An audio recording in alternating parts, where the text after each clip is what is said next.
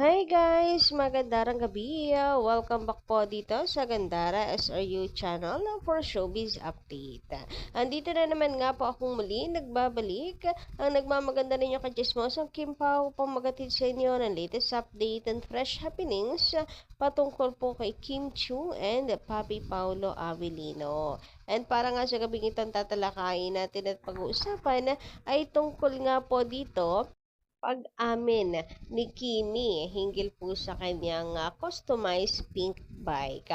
So, ang alamat ng kanya pong napakagandang pink bike. Uy, grabehan yun. Talagang alam na alam po ni Paula Avellino kung paano niya pakikiligin itong si Kimi. But before that, sa mga hindi pa nakaka-subscribe dito sa ating channel, maaari lamang na pindutin po rin nyo guys sa subscribe button at notification bell na nandiyan sa baba para mag-i-updated ka at ma-notify tuwing may bago tayong chika at balita hinggil sa Kim Pao. Basta mga balita po na may kinalaman kay Kim Chu and Paolo Avellino, sagot na po natin yan. So, simulan nga po muna natin ang ating pong update sa isa pong napakagandang pagbati sa atin pong mga masusugid na taga-subaybay. Ayan, shout out po, Madam Rebecca and Madam Melanie Canoy. So, ayan, shoutout po sa inyo sa Jeddah at sa Hong Kong. Uy, grabihan. Excited na ba guys lahat? Para po sa worldwide, showing ng My Love Will Make You Disappear. Lalong higit po sa mga taga Hong Kong natin, mga nasa Hong Kong natin pong mga team abroad. Kasi marami ako nababasa na taga Hong Kong or nasa Hong Kong Are you excited na ba? So, narito nga, sabi po ni Madam Melanie, super excited at waiting here in Hong Kong to watch Kim Pau's movie, My Love Will Make You Disappear. Thank you so much po, at manonood kayo, Madam Melanie. So, sana lahat po tayo mga ka-Kim Pao fans ay makapanood. Pero na lang talaga kung hindi po sasama yung panahon natin. Siyempre, health is wealth at gugustuhin naman ni Pau at mga Kimi, naunahin natin siyempre yung sarili po natin. Mahaba naman po yung showing niyan. Kaya naman, okay lang kung hindi po kayo makapanood on its first day. Samantala, shoutout din po pala sa lahat ng mga taga-Amerika na nanonood po sa atin ngayon, kagaya ni Miss Jen, Jen Marie Belben. Magandang gabi. Shoutout po sa inyo. Maraming salamat sa pakikinig at pagtutok. Samantala, dumako naman nga po tayo ngayon, guys. Dito po, sa pagiging consistent itong si Paolo Avellino mula noon na talaga namang ang mga mata niya ay nakikimi lang. Hoy, grabehan ngayon. And baka nga raw po, sa isip ni Paolo Avellino noon pa man, si Kimi talaga yung ideal girl na gusto po niyang iharap sa altar. Kaya talagang napaka-consistent ni Paolo Avellino na ang marriage ay sacred naman talaga. So, eto nga may nag-comment. Sabi dito ni Corazon, Rowa, shoutout po sa inyo, magandang gabi. Consistent naman siya. The marriage is sacred. Sabi niya sa previous interview niya. Ngayon naman, everlasting. So, yes, may pa-everlasting itong si Paula Avellino. Talagang sa simbahan po ang punta nito, mga guys. Huy, grabihan, lakas baka manifest. Pero sana magkatotoo guys, po? And eto pa nga, sabi dito, maybe that's the reason. He said, love is everlasting. Kasi syempre, minsan ka lang ikakasal. So, dapat doon talaga sa taong handa ka, makasama sa habang buhay. So, dapat talagang ready ka. And tayo naman, syempre, ina-assume natin. Pero, hindi lang sa assume, guys, Parang, para talaga po kay Kimi yung itong mga sinasabi niya. Hindi naman si Paolo Avellino ma-showbiz talaga. Yes, artista siya, pero hindi siya yung ma-showbiz, masumagot sa mga interviews. Napakatotoong tao nitong si Paolo Avellino. Di ba nga, kapag ka-artista, sabi nila, may dalawang mukha. So, si Paolo Avellino, super totoo, lalo na sa mga sinasabi niya. Si Kimi naman, ganyan talaga siya, kalog, bubbly personality na talaga to ni Kimi. Pero, nagpapakatotoo rin. Kaya nga, ang dami pong nagsasabi na talagang isa sa mga pinaka nagustuhan nilang nakatrabaho ay si Kim Chiu. Napakabait. Samantala, dumako naman nga po tayo dito sa alamat ng Pink Bike ni Kimi. So, hot topic ito ngayon sa social media. Paano ba naman kasi, itong si Kimi, hindi lang talaga nadalas, talagang sinadya po niyang aminin na kay Paulo Avellino nang galing nga po yung kanyang bike.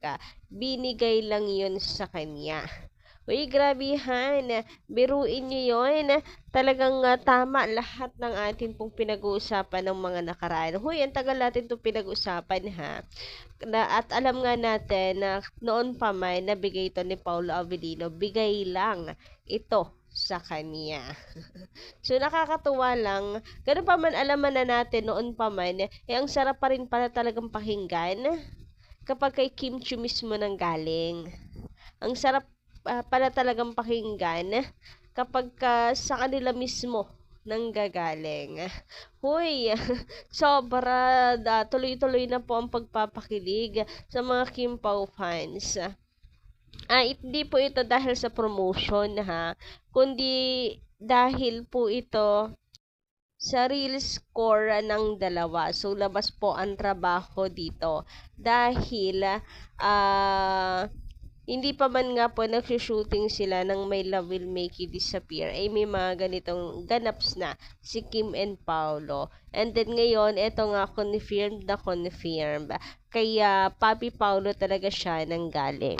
May bike na talaga ako. Talawahan yung bike mo. Oo, Binigay pero- yung bike, pero bigay yun. Hindi, Ha? no. Bigay? Bigay niya? Hoy, tama na. Press con. So, ayan na, tama na. Hanggang doon lang muna. Panood nyo na rin naman po siguro na. Yun pong, full video nito. Full clip nito. Baka mapadalhan tayo ni YouTube ng parcel. Charot.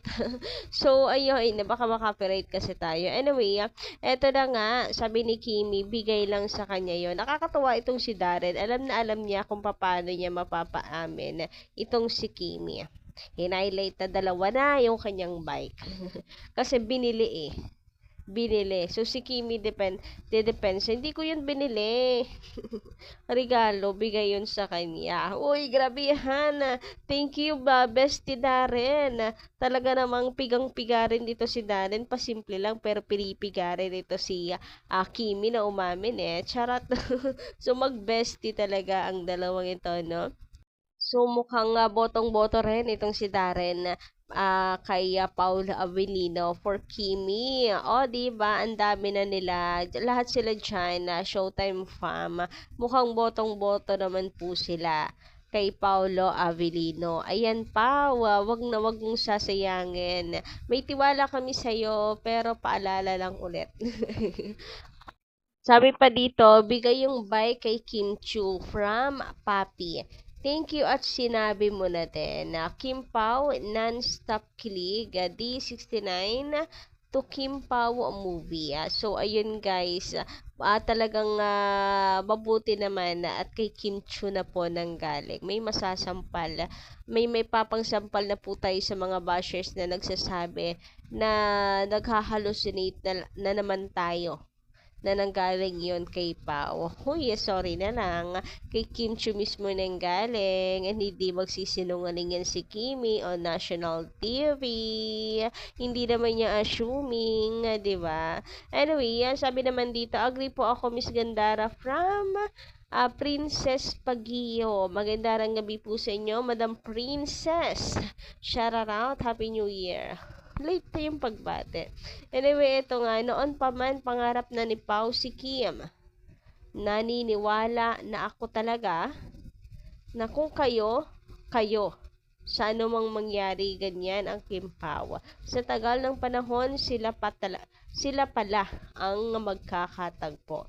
Please, Kim Pao, stay strong forever and ever. Yes po. Hindi naman po natin masasabi kung ano po ang tadhana. Nakatadhana sa atin. Pero inyo yung plot twist. Kim and Paulo pala sa kanila pala, sa isa't isa pala babagsak sila. Anyway, sabi naman dito ni Ledania, ano ba? Maganda, ang ganda ng ano nyo naman, surname. Magandang gabi. Ganyan talaga ang mga bashers ng Kim Pao. Bawat galaw may masasabi sila, lalo na kay Kim. Mas binabantayan nila ang kilos ng Kim Pao para lang makapanlait. Well, sorry sa ginagawa nilang yan. Si Kimi lang mas lalo pong binibless si Kim Chu, nakikinabang sa kanila pong pang-i-stalk pagbabantay ng buhay ni Kimi. Parang konti na nga lang tanungin na ni Kimi kung anong takbo ng buhay niya sa mga bashers. Kasi parang mas may alam pa yung mga bashers niya kaysa sa kanya kung ano na nangyayari ngayon sa takbo ng buhay niya. Anyway, kaya guys, ano po yung masasay patungkol dito? Pa-comment ka lang po dyan sa baba. And hanggang dito lang po muna ng ating update. Maraming salamat sa inyong pakikinig. And kita kasi po tayo sa mga susunod nating balita. Maraming salamat.